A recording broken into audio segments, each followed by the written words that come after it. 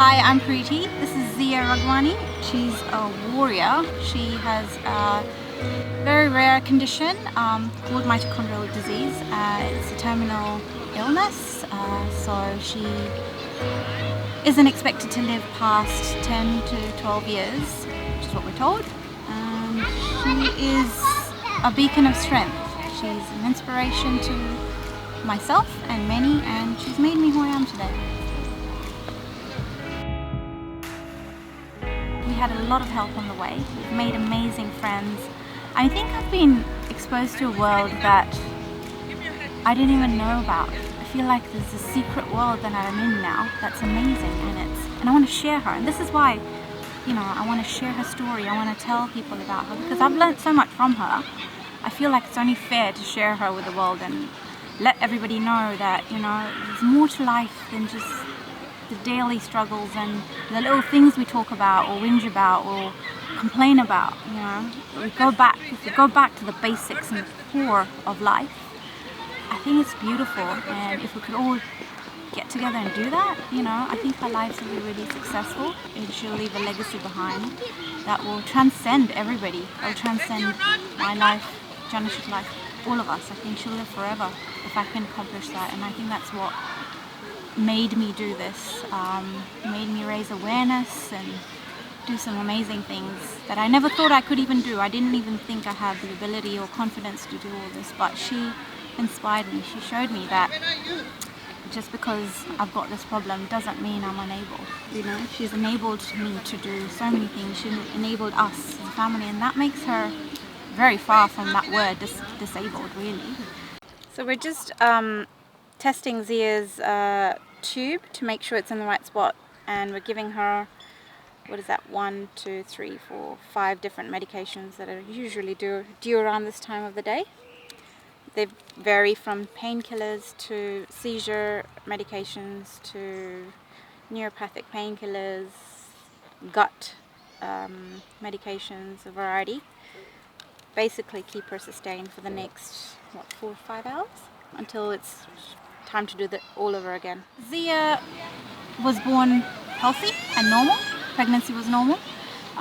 When she was born, we found out she's got a hearing loss, so she's completely deaf. So as parents, we were dealing with that in the best way we could. I mean, we'd never been in that situation before. And we made it to about 2.5 months, and then she one day woke up and was having a convulsion. She was having a fit.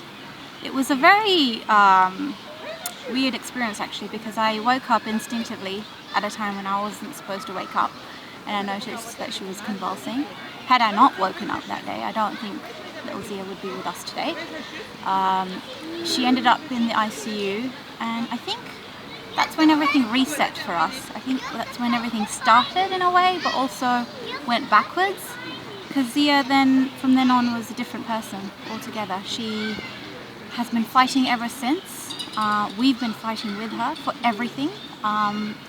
Firstly, to get a diagnosis. We didn't get one until she was about 10 months old.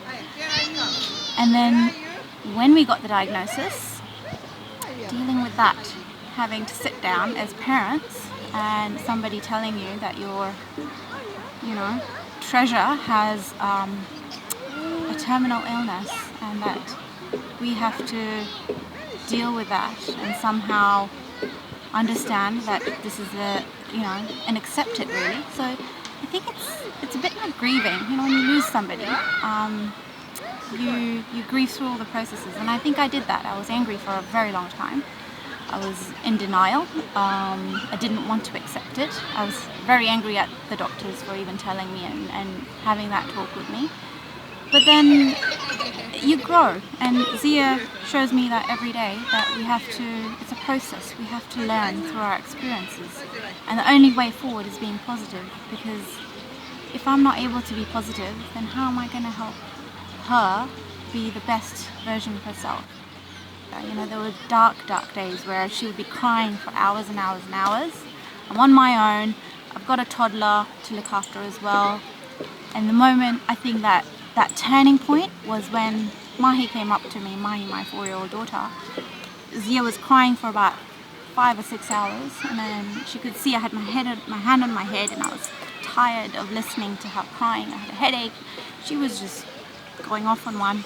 And she said, "Mummy, go have a breather. Go have a break. This is a 3-year-old girl.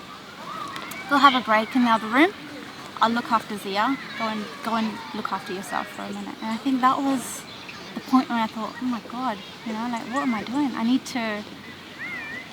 We need to do something more, you know. Let's change this.